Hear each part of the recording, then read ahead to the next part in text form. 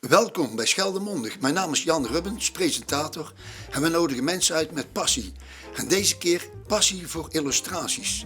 En daarom is aangeschoven hier in de studio, met wie heb ik het genoegen? Met Ferdy Remijn. Dag Ferdy, geweldig dat je er bent, Dag. dat je de tijd genomen hebt om hier te zijn. Vertel eens iets over wie is Ferdy Remijn? Nou, ik ben illustrator en ik werk nu vanuit Oostburg. Ik zit in een voormalig postgebouw en daar heb ik een hele mooie ruimte met heel veel licht. Ja. Dus dat is heel fijn. Ik werk eigenlijk meestal meest productief in de begin de middag en ook in de avonden wel. Dus ik heb soms een beetje wisselende tijden. Oké. Maar ik probeer eigenlijk zoveel mogelijke uren daar Ja, en waar ben je te geboren? volbrengen. Ik kom oorspronkelijk uit Katendijken. Van de Katendijken, overkant. van de overkant. Ja. En hoe kom je dan zo hier in Zeeuw-Vlaanderen terecht? Ja, dat is een hele goede vraag. Daar heb ik een lange weg vooraf moeten leggen. Eigenlijk door de liefde vooral. Ah, mooi. Ja, Ja. ja. Oké, en zullen we nu even eerst gaan kijken naar een filmpje? Dat heeft Joost Kools gemaakt, die zoek ik hier in de studio, maar in het verleden heel mooi filmpje gemaakt van het gebeuren in Oostburg. Zullen we even kijken? Lijkt me een goed idee. Ja.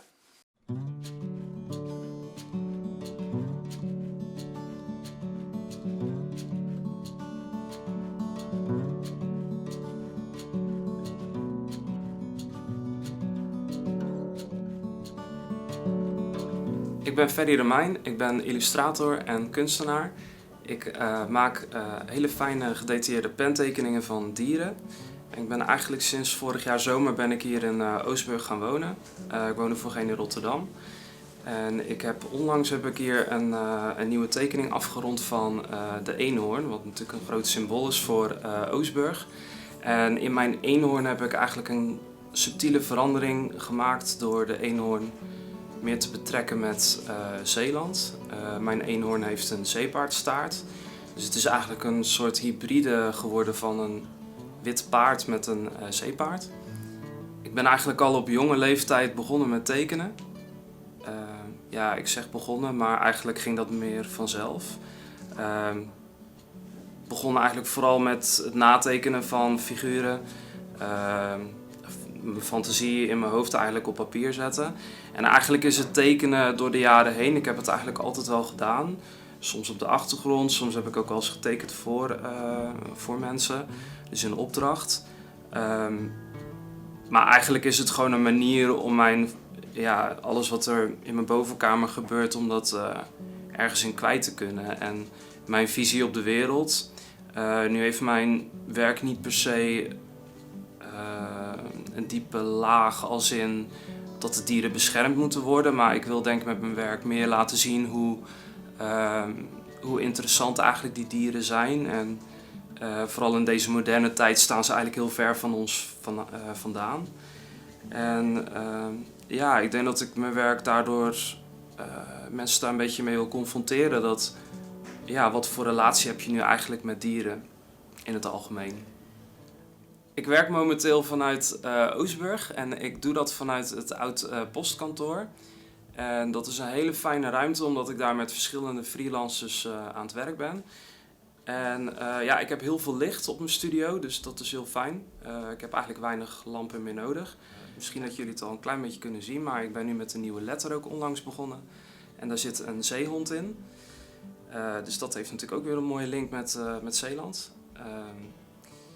Eigenlijk heb ik in mijn werk ook een soort van verschillende series eigenlijk. Dus ik heb mijn letterserie met dieren die ik verwerk eigenlijk in letter. Dus ik laat ze eigenlijk de vorm aannemen van de letter.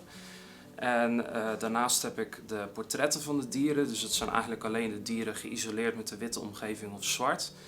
Waarbij het echt alleen over één dier gaat. En daarnaast heb ik ook werken waarbij ik dus juist de combinatie laat zien van dieren in combinatie met bijvoorbeeld een insect of met gekke natuurlijke elementen, waardoor mijn werk iets wat meer fantasierijker wordt. En dat probeer ik eigenlijk zoveel mogelijk in mijn vrije werk te doen.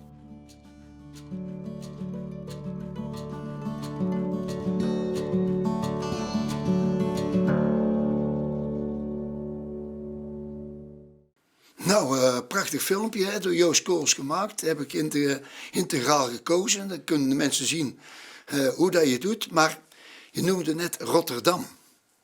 Ja, dat klopt. Dus aan de overkant geboren, toen ben je naar Rotterdam gegaan. Ja. En wat heb je daar gedaan? Welke school bijvoorbeeld? Rotterdam stond eigenlijk vooral in het teken van de kunstacademie, de Willem de Koning Academie. Die heb ik in 2010 ben ik daarmee begonnen. En die heb ik netjes in 4 jaar tijd afgerond eigenlijk. En welke richting heb je daar gedaan? Illustratie. Oké. Ja, ja. En moet je dan daar ook nog een examen doen, afstudeerwerk? Ja, zeker. Ja, Kun je er hebt even iets van vertellen? Ja, je hebt eigenlijk een heel langlopend afstudeerwerk wat je maakt. Je bent er eigenlijk in het einde van het 3e jaar ben je daar ongeveer al een beetje mee bezig. Of je wordt al een beetje die richting opgeduwd als het ware, door middel van je minor. Dus dat is eigenlijk een soort richting die je opkiest om uiteindelijk je afstudeerwerk mee af te ronden. En ik moet heel eerlijk zeggen dat het afstudeerwerk wat ik destijds maakte best wel ver af ligt van het werk wat ik nu maak. Dus daarbij ben ik echt veel meer gaan werken met echt digitale machines. En die heb ik dusdanig gebruikt en gemanipuleerd eigenlijk om daar ook structuren mee te tekenen eigenlijk. Dus ik heb letterlijk pennetjes die ik normaal gesproken met de hand gebruik, heb ik de machines eigenlijk tekeningen laten uitvoeren. Dus een soort programmeren van die machine om om tekeningen te maken. Meer manipuleren eigenlijk, want ik ben niet echt een programmeur. Dan heb je het echt wel meer over de codering achter de machines eigenlijk. En dat gaat mij echt wel iets te ver. Ja. Dus het is meer de praktijk eigenlijk. Dus wat doet die machine met een bepaald materiaal wat daaronder ligt. En je kan met de fysieke machine kun je eigenlijk heel veel kanten mee op. Okay. Mensen gebruiken hem natuurlijk meestal voor hetgene waarvoor die gebouwd is. Maar vaak kun je er nog veel meer mee. En daar heb ik eigenlijk onderzoek naar gedaan. Ja. Oké, en stage gelopen? Heb je dat ook nog gedaan? Ja, zeker. En welke stages, als ik vragen mag? Ja, dat was in de Antwerpen Zoo. In de oudste dierentuin van Europa. Bijzonder, hè? Dat ligt naast het Centraal Station. En wat heb je daar gedaan? Daar heb ik op een educatieve afdeling gewerkt. En daar werkte ik eigenlijk met mensen uit verschillende hoeken eigenlijk. Dus vooral ook mensen die veel kennis hadden van dieren, de families. Waar komen de dieren vandaan? En we waren daar eigenlijk vooral bezig met hoe brengen we de informatie over naar de bezoeker. Dus het gaat eigenlijk vooral over educatie. Heb jij dan ook echt met mensen rondgelopen daar zo? Niet als in gids zijnde, nee? maar je probeert wel dingen bijvoorbeeld uit in het park om te kijken van wat is het respons. Ze doen ook altijd een soort van, zoals ze dat in België doen, dan van die soort testrondes. Dus dan gaan ze het eigenlijk kijken wat doet het met mensen die er eigenlijk nog niet eerder naar hebben gekeken. Om te achterhalen van wat is de ervaring daarmee. Maar ik heb vooral uitvoerend werk gedaan. Dus wel echt min of meer kant-en-klare opdrachten waar ik binnen een creatieve vorm dan invulling aan kon geven. En heb je dan ook in Plankendaal? Zeker. Ja, en daar heb ik eigenlijk mijn leukste project gedaan. Dat dacht ik zomaar, ja. Vertel. Ja, Plankendaal is sowieso een schitterend park. Ja. Zeker de moeite waard. En daar heb ik een grote vloerschildering gezet in een soort nagebouwd Indiaas dorp. En daar werd ik ook helemaal vrijgelaten in de invulling daarvan. Het had wel te maken met het moest eigenlijk een schoolplein zijn, dus het moest ook weer een stukje educatie in verwerkt worden.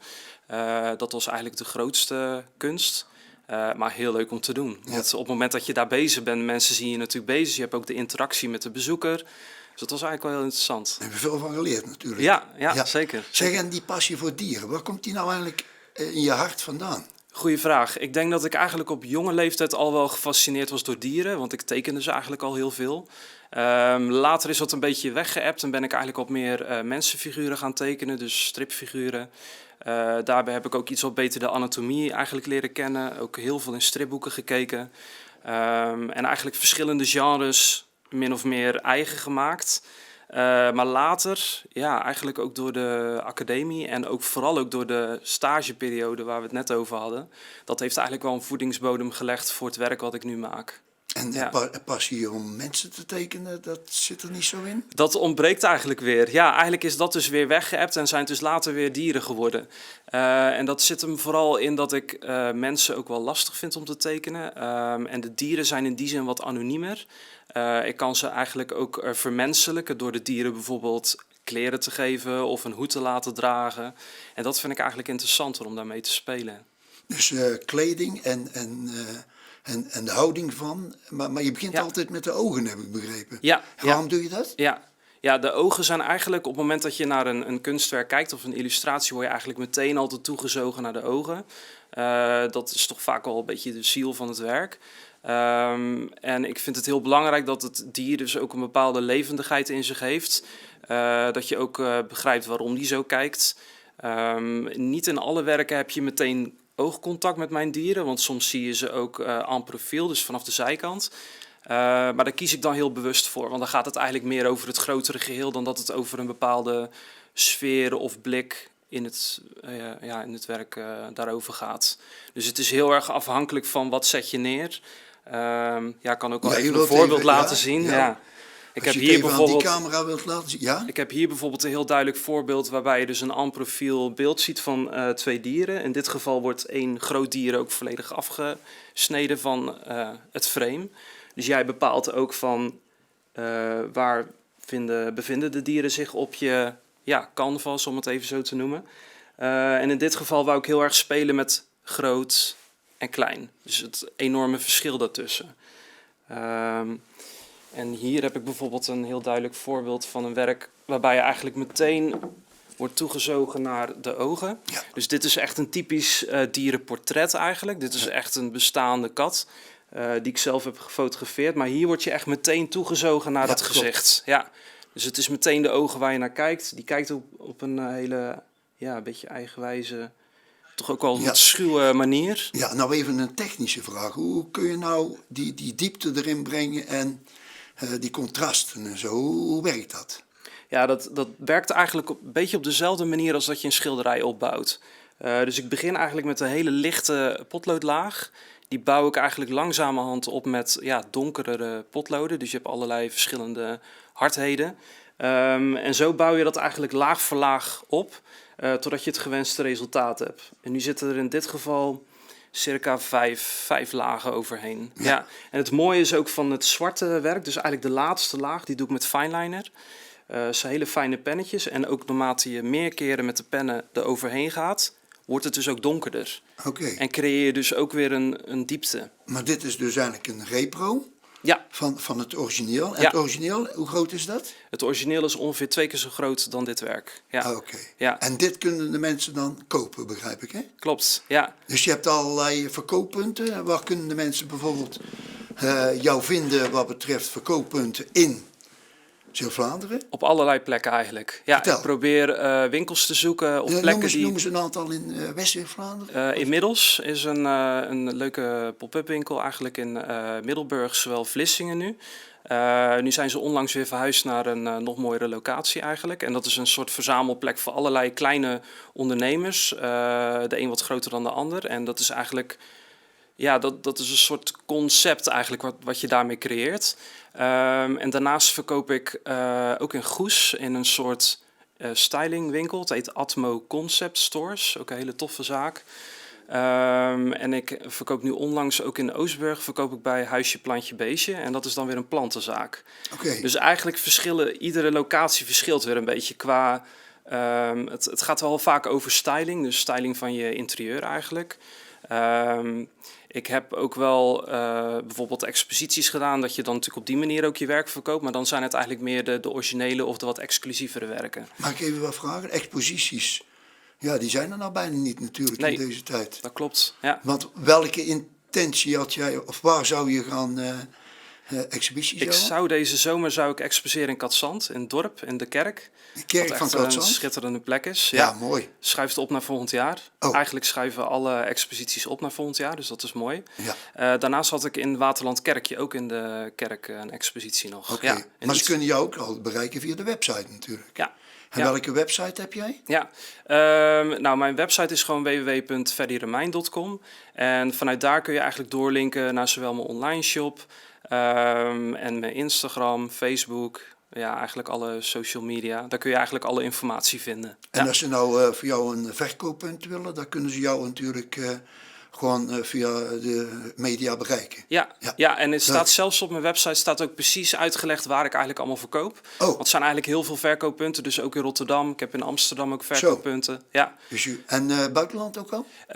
Nee, nog niet. Ik ben er wel mee bezig, maar dat is toch iets lastiger, omdat Ja, met verzendingen en zo is dat toch wel iets wat complexer.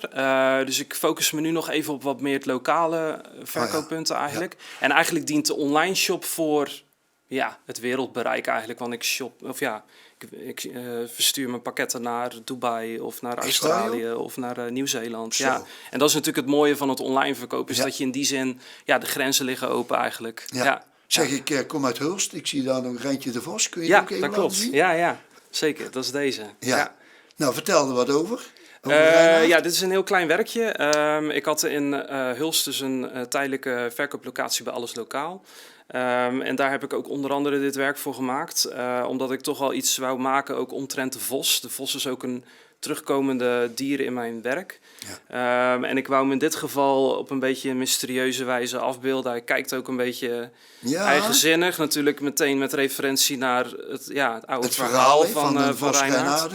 Is natuurlijk niet heel vrolijk. Nee, het is een dus anti-held eigenlijk. Ja, exact. Ja. Dus dat wou ik ook een beetje in dit beeld verwerken. Ja. En ik heb hem ook een beetje toch een wat warmere sfeer met de puntjes als een soort... Ja, dat hij ook een beetje als een soort feestkaart kan dienen. Maar je kan eigenlijk zelf bepalen met wat voor reden je de kaart geeft. Ja. In dit geval, deze is dus gedrukt op een kaartje. En zo heb ik nog een hele brede collectie van verschillende kaarten op verschillende formaten. Dus dit is dan weer een wat grotere kaart. Ja, van de Aziatische olifant. Ja. En dan zie ik daar nog een jute drachtas. Ja, die heb ik ook. Ja, die eigenlijk... mag je even laten zien, want dat is een tweeluik, hè, om het zo maar te zeggen. Dat klopt. Dit is dus het Zeeuwse boerinnetje. Die heb ik onlangs geïllustreerd voor E-magazine, een Zeeuws blad wat 2 keer per jaar uitkomt. Deze heeft op de cover gestaan van deel 5. Ja, en het mooie van dat blad is dus dat het ook gelimiteerd is. En eigenlijk toen ik dit werk had gemaakt, toen dacht ik al van hoe leuk zou het zijn als het een koppeltje zou vormen. Ja, nou, dus eigenlijk heb ik later pas, een jaar later, het heeft even geduurd... heb ik het Zeeuwse boertje ook gemaakt. Ja. Die dan eigenlijk weer in contrast staat met het boerinnetje... die natuurlijk in witte kledij is en deze in volledig zwart. Ja. Waardoor je een heel mooi contrast hebt tussen de twee portretten. Ja, maar goed joh. Ja. Nou, laten we het nou even hebben over de technische. Want je hebt ook wat materiaal meegebracht. Klopt, ja. Dan moet je het me even uitleggen, want ik weet niet hoe dat nou werkt. Nou, vertel. Nou, eigenlijk zijn dit de materialen die ik gebruik. Het hele eenvoudige potlood. Is dat een bepaalde hardheid? Ja, ik werk eigenlijk meestal met hele harde potloden. Met deze zet ik eigenlijk de beginfase op. Dus het is heel licht. En dit zorgt er ook voor dat het niet vlekt. Je hebt ook een heleboel potloden die wat donkerder zijn. En dan krijg je heel snel dat het een beetje smoezelig wordt. Maar dat voorkom ik ook weer door mijn werk ook weer in te sprayen met een soort vernislaag. De middelste is natuurlijk het vulpotlood. Dus daar kan ik eigenlijk wat fijner mee werken. Dat dient dan weer als soort tweede laag. Waarmee je dus ook die mooie lijnvoering kan zetten. En deze bouw je eigenlijk meer de lichte donkerheden bouw je daar eigenlijk mee op. En als laatste is dit de fineliner. Dus het is echt de allersmalste. Ja, je kan het eigenlijk niet zien op de camera, maar het is, dit zijn hele fijne pennetjes. Wel wegwerppennetjes, maar die zijn heel fijn om mee te werken. Maar jij werkt bijna nooit met kleur, hoewel dat ik daar natuurlijk... Af en toe wel. Ik heb zie daar wel mooi, ik heb hier ook nog een voorbeeld. Nu heb ik in dit geval op gekleurd papier gewerkt. De meeste mensen denken eigenlijk dat het... snappen eigenlijk niet in één oogopslag hoe dit werk gemaakt is. Maar het papier was dus beige en ik heb daar overheen met zwart gewerkt. Dus eigenlijk spaar je het uit. Hetgene wat je dus openlaat, dat is hetgene wat je ziet. En de achtergrond heb ik helemaal opgezet met een verfstift. Dus het is eigenlijk een soort markeerstift waar verf uit komt. Dus dan kun je in één keer een vol vlak mooi egaal zwart mee opzetten. Ja, dus zo heb ik dit werk gemaakt. Ja. En dan even over, jij probeert er ook een ziel in te leggen. Ligt dat eens even toe? Ja, nou, ik vind het heel belangrijk dat er natuurlijk dat het dier op een eigenzinnige manier naar jou kijkt. Maar ook dat het werk een bepaald iets met je fantasie ook doet. Dus dat het je fantasie prikkelt. Dat het verder gaat dan dat het alleen een dier is wat is afgebeeld. En ik denk dat dat ook tegelijkertijd hetgeen is waardoor mensen mijn werk ook herkennen. Naarmate je alle verschillende werken ziet bij elkaar, is het toch herkenbaar dat het van mij is. Je ziet natuurlijk door middel van de structuren die ik gebruik, het hele eenvoudige, dus eigenlijk de dieren geïsoleerd in zwart of een witte omgeving. geen achtergrond. Ja, en eigenlijk vooral de focus te leggen op de vachtstructuur. Ook hetgene waar je naar kijkt moet ook een bepaalde... Ja, het ene werk heeft bijvoorbeeld een beetje humoristische kant. Ja, Het andere duidelijk. werk heeft weer wat meer een vrolijkere kant. Maar ik heb ook wat donkerder werk, wat weer wat mysterieuzer is. Dus ik heb eigenlijk daarin weer een soort verschillende lijnen, als het ware. Verschillende sferen die het oproept eigenlijk. Ja. Maar het belangrijkste vind ik eigenlijk dat het die fantasie eigenlijk prikkelt. Ja. Ja. Ik merk ook altijd dat als de jeugd naar mijn werk kijkt, dus kinderen... Ja. dat ze Waar roepen ze dan? Ze roepen eigenlijk meteen de ouders erbij. Van kijk, wat hier allemaal ligt. Ze snappen ook meteen dat het... Ja, het lijkt echt natuurlijk. Maar ze zien ook van dat het anders is dan dat je gewoon naar een foto kijkt van zo'n dier. Het prikkelt door Zeg, heb hetgene je ook wat wel je eens ziet. meegedaan met de cultuurmenu's? Ja, zeker. Ja. Ja, Vertel trouwens iets Ja, over. ja. Hoe waren de reacties van die kinderen toen? ja, fantastisch. Ja. Lijkt me Ja, wel, hè? ja, ik heb zelfs een workshop gedaan met kinderen. 6 lessen. En we zijn ook zelfs op excursie geweest naar een boerderij. Dus we konden de kinderen echt de dieren zien, in dit geval koeien. En daar hebben we dus ook op locatie eigenlijk tekeningen gemaakt. Ja, het is heel leuk om direct contact te hebben met die kinderen, omdat die nog zoveel fantasie... Spontaan, hè? en die kun je eigenlijk nog in allerlei... ja, je moet ze eigenlijk zoveel mogelijk vrijheid geven. Want op het moment dat je merkt dat die kinderen gewoon relaxed zijn... dan komt er eigenlijk van alles uit wat je... Ja, die roepen van alles. hè? Wat een volwassene eigenlijk moeite heeft om Ja. op papier te zetten... doen die kinderen in een oogwenk. Ja. Nou, wat Ja. wij ook kunnen doen, in een oogwenk, even een bruggetje... Dat is goed. naar jouw tekening kijken van de... Ja. Wat was het ook weer? Een buffel? Een Schotse hooglander. Een Schotse En daar heb ik hooglander. een muurschildering van gemaakt. En daar ja. heb jij even versneld opnames van gedaan. Ja, Zullen we even klopt. naar kijken? Ja, dat is goed. Dus genieten, Yes. Ja. genieten.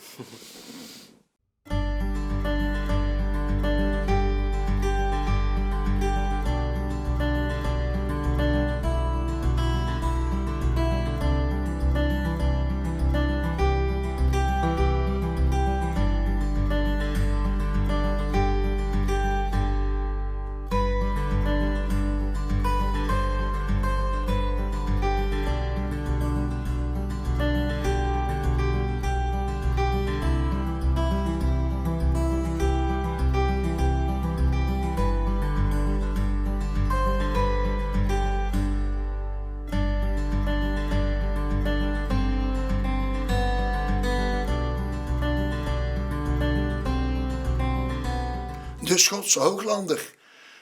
Hoe lang heb je daar een werkelijkheid over gedaan? Mensen zullen het niet denken, maar heel kort. Ik heb Vertel. het eigenlijk in 1 dag gezet, in 1 middag. Ja. Ik ben in 7 uur tijd heb ik ongeveer die muurschildering gezet. Ja. Ja. En is dat ergens in Zeeuws-Vlaanderen? Ja, klopt. Ja, in Schoondijken bij mensen thuis. Die hebben een grote woonkeuken gerealiseerd. En ze wouden eigenlijk een beetje een landelijk gevoel. Ze hebben ook van die mooie houten balken in het plafond. Ja, en eigenlijk is die Schotse hooglanders eigenlijk iets wat hun zelf al voor ogen hadden. Ik heb daar zelf gezocht naar passend beeld, wat daar een beetje bij past. En daarbij heb ik eigenlijk dat als referentie gebruikt. En natuurlijk ook weer gaandeweg op het moment dat je die muurschildering zet, je eigen signatuur daar eigenlijk in gebracht. En ik heb ook bepaalde details die ik natuurlijk op papier gebruik, laat je op de muur meer weg. Omdat een muurschildering zie je eigenlijk altijd van een lange afstand. En dat heeft eigenlijk weinig zin om daar heel gedetailleerd te werk te gaan. Oh ja. Omdat je het toch beleeft vanaf een afstand. En dan wordt het eigenlijk vanzelf gedetailleerder. Dus dat verklaart eigenlijk meteen waarom ik er wat minder lang over heb gedaan. Ja, maar Ferdy, Ja. hoe kom je nou dat mensen goedkeuren wat jij gaat tekenen? Want die weten dat van tevoren niet, of hoe werkt dat? Het is een bepaald vertrouwen natuurlijk wat Ja, de mensen in daar mij komt leggen. het op aan, hè? En ze kennen natuurlijk mijn werk. Dus meestal kunnen ze ongeveer denk ik wel een beetje inschatten van wat het ongeveer gaat worden. Ik laat ze meestal ook een schets zien. En dat dient ook een beetje als soort vertrouwend middel. Dat de mensen toch even kunnen zien hoe ziet het er nou echt uit als het in de ruimte op de muur zit. Ja. En dat doe ik eigenlijk simpelweg door een foto te maken bijvoorbeeld van het interieur. En daarmee simuleer je als het ware met je tekening. Ik maak altijd een schets, die plaats ik daarop. En dan zie je eigenlijk meteen wat het met de ruimte doet. Oké. Ja. En heb je nog een droom dat je zegt van ik ga nog eens een keer een boek maken of zo? Ja, ik wil wel ooit een boek maken met een soort oeuvre van mijn werk. Maar qua echt een kinderboek of iets van een volwassenenboek of Zoiets Stripverhaal? dergelijks zou eigenlijk... Stripverhaal? Ja, dat is niet echt helemaal mijn straatje, moet ik Oké. heel eerlijk zeggen. Ja, ik vind het ook wel lastig om daarbij natuurlijk al helemaal in te vullen wat voor verhaal daarachter zit. Ik heb wel ooit ben ik begonnen met een soort beeldverhaal. Uiteindelijk niet afgemaakt helaas, doordat ik het druk had met opdrachten, dus eigenlijk een mooie reden. Ik heb uiteindelijk de illustraties wel gebruikt voor op een kerstkaart te drukken. Maar daarbij was eigenlijk het idee om door middel van een beeld, dus dat er eigenlijk beweging plaatsvindt in de illustraties, om daar eigenlijk het verhaal mee te vertellen, zonder dat je daar tekst bij nodig hebt. Oké. Ja, maar dat bleek nogal een groot project te zijn. Ja, ja. Zeg, en hoe heb jij de coronatijd ervaren? Eigenlijk heel positief. Vertel. Ja. Nou ja, in eerste instantie was het natuurlijk een klein Ja. beetje verdrietig, omdat natuurlijk de evenementen, de markten, de exposities vielen natuurlijk allemaal weg Allemaal in één weg, klap. ja. Tegelijkertijd merkte ik bij mezelf een bepaalde rust. Van ik heb meer tijd om nieuw werk te maken. Het is voor mij lastig om binnen korte tijd veel nieuw werk te maken, omdat het inderdaad veel tijd kost om iets te maken. Dus eigenlijk schuift nu alles op naar volgend jaar, waardoor ik nu net even wat meer speling heb om hopelijk volgend jaar allemaal nieuw werk te kunnen laten zien. Maar je hebt nou wel genoeg opdrachten Ja. voor? Ja, dat ook. Ja, Zijn er nog speciale opdrachten bij? Je zegt, dat wil ik ook wel even vertellen. Ja, ja. Zijn er ook opdrachten dat je iets doet voor een opdrachtgever waarbij je geen printen maakt, bijvoorbeeld? Ja, zeker. Zeker. Dat komt ook absoluut voor. Ja. Het meeste van mijn werk reproduceer ik. Alleen in dit geval ben ik bezig met een werkende opdracht. Dus voor particulier, mensen uit Utrecht. En die hebben mij eigenlijk benaderd doordat ze een expositie van mij hadden gezien destijds in Rotterdam. Na mijn afstuderen. Dus dat is ook heel mooi dat dat op die manier... Ja, dat is dan toch bij hun blijven hangen voor jaren. En nu hebben ze mij eigenlijk benaderd om iets te maken voor hun thuis. En dat wordt een heel groot werk. Dat wordt 1,5 meter breed bij 70 hoog. Dus dat is eigenlijk tot nu toe het grootste werk wat ik ga maken. Oh, een uitdaging. Dus dat is heel spannend. Ja. Zeg, en waar doe je dat op? Op een muur of op een... Nee, dit gaat rechtstreeks op karton. In de meeste gevallen, als ik werk een opdracht maak voor in een lijst, dan illustreer ik eigenlijk op stevig karton, waardoor ik het bobbelen van het papier eigenlijk tegenga. En in dit geval wordt het een soortgelijk werk als op gekleurd papier met een zwarte achtergrond. Dus het wordt een donker werk. Ja. En dat is ook weer een dier. Ja, mooi. het zijn zelfs 4 dieren op 1 beeld. Dus dat is ook een uitdaging. Ja. Ja. Ik heb met hun nu eigenlijk het traject doorgelopen om de schetsfase eigenlijk met hun af te stemmen van wat voor beeld hebben hun voor ogen, wat vinden hun mooi. En aan de hand daarvan heb ik eigenlijk een mooi beeld gecreëerd wat ook iets met mij te maken heeft, maar ook vooral natuurlijk met hun. Oh ja. Want ze wouden eigenlijk een soort visualisatie van hun gezin, maar dat kon eigenlijk op allerlei manieren, dus daar lieten ze me ook heel vrij in. En het worden 2 katachtigen met een insect en een gekko. Gekko. Dus het worden ook nog eens verschillende structuren eigenlijk in 1 beeld, maar ook grote dieren, kleine dieren, waardoor je ook die rust bewaakt. Want ik wil wel dat het beeld altijd een bepaalde rust heeft. Ja. Het komt toch in een woonkamer te hangen, dus het is wel hetgene wat je meteen ziet als je die ruimte binnenloopt. Maar gekko is wel een gekleurd dier, toch? Ja, Tropisch, hè? ja, klopt. Ja. Ik heb eigenlijk de gekko afgestemd op de katachtigen, die al een patroon in hun vacht hebben. En dat heb ik eigenlijk doorvertaald naar het reptiel. Ja. Dus dat hij eigenlijk dezelfde vachtstructuur heeft, waardoor je ook weer die rust bewaart. Ja. En hoe lang ga je daarover doen? Over dat, Ik denk vrij lang, alhoewel in dit geval werk ik alleen met fineliner en met verfstiften. Dus in die zin hoef ik minder die lagen op te bouwen. Dus het is wel een grote werk. Maar ik denk dat het in die zin met een normale tekening dat het eigenlijk niet zo heel veel uit gaat maken. Ja. Okay. Ja. Dus het ligt eigenlijk maar net aan de techniek die ik gebruik, wat eigenlijk bepaalt hoe lang ik ermee bezig ben. Okay. Ja. Heb jij verder nog toevoegingen voordat we afsluiten? Dat we zeggen van welke droom heb je nog? Heb ik al een keer gevraagd, maar... Ja, ik heb eigenlijk heel veel projecten nog lopen. Onder andere ook mijn alfabetserie met dieren die verwerkt zitten in letters. Die hebben we net op de film van Joost gezien. Ja, exact. Ik heb nu in heb totaal... je alle letters al gedaan? Ja, ik ben bijna de tel kwijt, maar volgens mij zit ik nu op 10 letters. Dus Moet ik heb je er nog wel op te gaan. 26, hè? Ja. Dus dat is eigenlijk altijd iets waar ik op terug kan vallen. Qua dromen probeer ik... Ja, ik probeer eigenlijk continu weer een beetje nieuwe producten ook op de markt te brengen. Dus ik heb nu dan ook die tasjes. Ik probeer ook weer verder te denken van wat zou ook weer een leuke doelgroep zijn om mijn werk aan te kunnen Maar verkopen. wat doe jij bijvoorbeeld ook op glas? Ja, je hebt zoveel mogelijkheden. Ja, dat bedoel ik. Ja, het is ongekend eigenlijk. Maar ik ben nu vooral een beetje onderzoek aan het doen met textiel. Ah, ja. Dus daar ben ik nu mee bezig. En ik ben ook nog bezig met een kleurplaat die binnenkort Van de online Efteling. komt. Dat klopt, ja. Daar heb ik van gehoord. Ja. Ja, dat heeft mij iemand verteld. Dat Ja. je met, want Efteling, daar ben je natuurlijk ook helemaal Ja, gek daar van, hè? ben ik wel fan van. Ja, Ja. ook omdat de Efteling is natuurlijk iets enorm nostalgisch voor mij. We gingen er vroeger altijd al heen en het prikkelt natuurlijk enorm de fantasie. En er zijn ook ontzettend veel dieren aanwezig in dat park. Dus Ja. ik wil eigenlijk in plaats van dat het over de karakters gaat van het park, wou ik het eigenlijk meer focussen op de dieren. Dus dat ik een beeld creëer wat hopelijk ook herkenbaar is Efteling, maar alleen door middel van dieren. Ja. Ja, Ik was nog best een uitdaging. Ik heb best wel veel onderzoek moeten doen, maar dat vind ik ook leuk om dan echt dieper in te gaan op wat is er nu eigenlijk allemaal aanwezig in dat park. En hoe kan ik bepaalde elementen ook weer metaforisch gebruiken. Dus het hoeft niet altijd per se al bestaan te zijn, maar dat je er ook eigenlijk zelf weer invulling aan geeft. Maar ik zie nog wel dat jij nog een keer een opdracht krijgt van de Efteling. Dat zou ik heel tof vinden. Ja. Ja. Ik geloof niet in sprookjes, maar daar zitten wel... Nou ja, wie weet. Ja, je weet hè? het nooit. Ja. Oké, Ja, zullen we het daarbij laten? zeker. Ja. Nou, dan ga ik de kijkers bedanken voor het kijken. En jou ook natuurlijk, hè? Hartelijk dank. Nou, beste kijkers, dit was het weer. Talent in eigen streek. Joost heeft het mooie filmpje gemaakt en dat hebben we laten zien.